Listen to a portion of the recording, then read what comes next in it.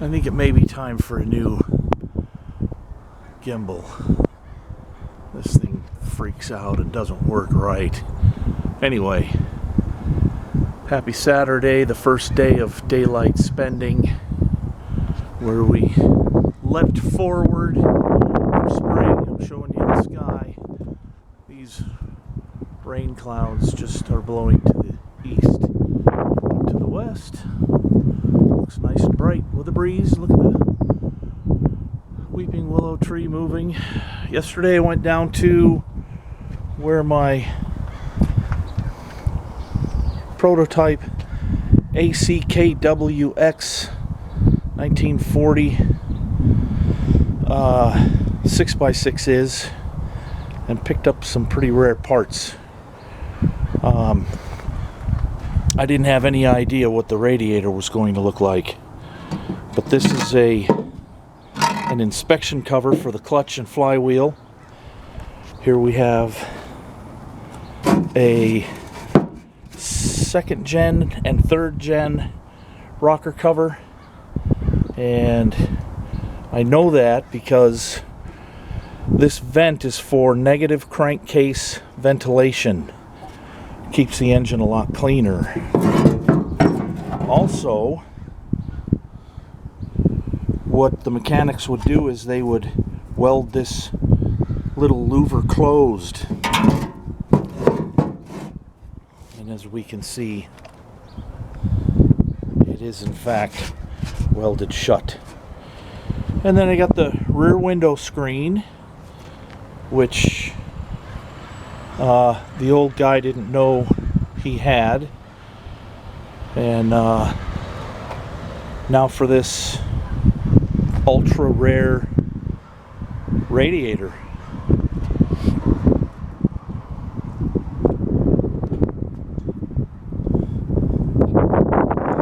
It did come with a radiator cap, but I have several. Perhaps one will fit the filler neck, but I have never seen a radiator like this in any World War II trucks.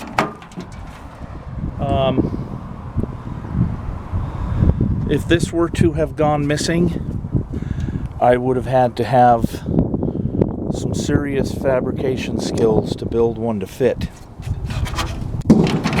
Now, I have a spare radiator that I found years ago at Navy City Metals, but this is for a Chevy, and it appears to be a heck of a lot wider, so I'm very pleased that I was able to grab the radiator. There's some other things in the back of the Silverado, and I'm gonna pull them out now. I got quite a few of these radiator caps from a buddy of mine in San Diego, AC Delco, and I've given a bunch away, and I have 3 left. Let's see if this will fit that radiator. I don't think so. This is a different type. Let's see. No.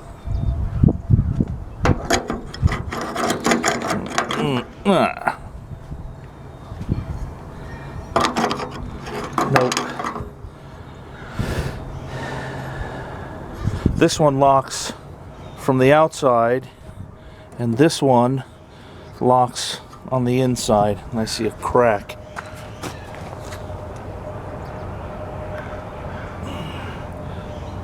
I can't see it that way.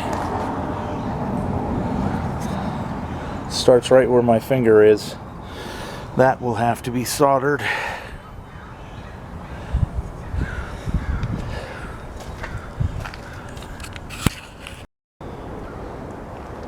This little assembly is, I would say, extremely rare. especially to be in this condition.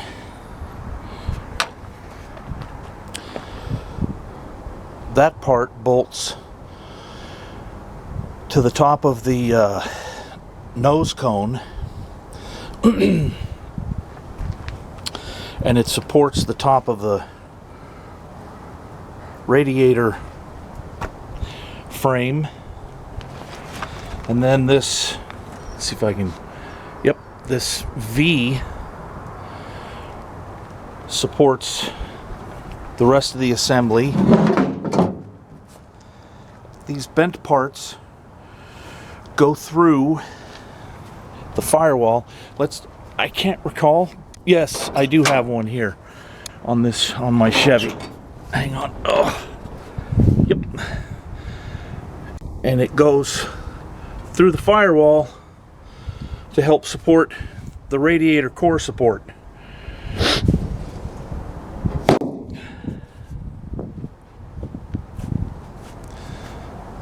I don't know what just happened.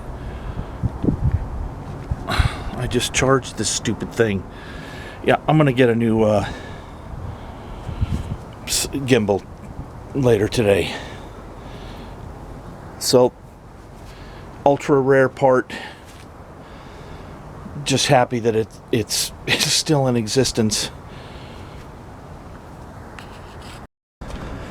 Okay, let's take a closer look at this nose cone.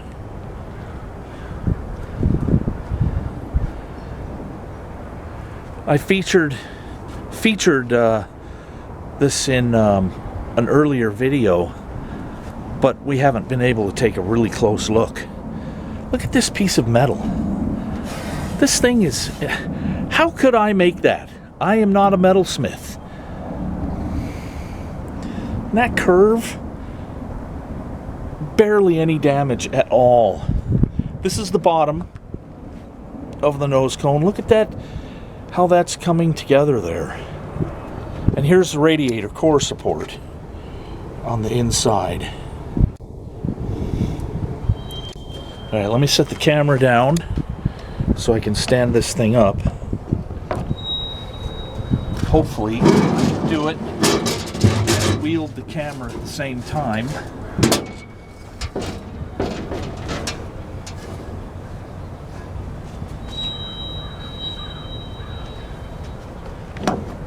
Okay. All of these curved, I don't even know what I would call them. These curved pieces, as I look at this more closely, the only damage is right there. Some idiot Mercedes-Benz. Where would I find those headlight mounts? All right, let me see if I can tip it forward some without it falling. GMC. Got a mechanic coming. I can't get over this, how pristine this front grille is. That's pretty awesome. Okay. Okay. 4 mud flaps for when I find a bed. Paid $200 for them. Great price.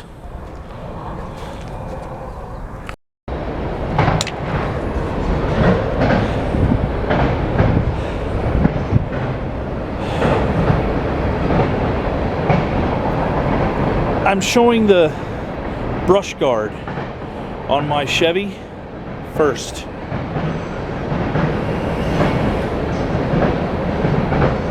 Because I just so happen to have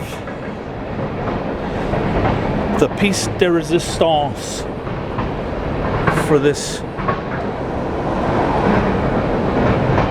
ACKWX brush guard.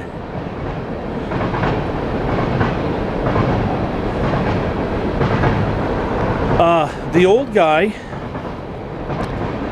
is having an open house on the 21st at his place, and everything that I have videoed here was on the chassis of the truck.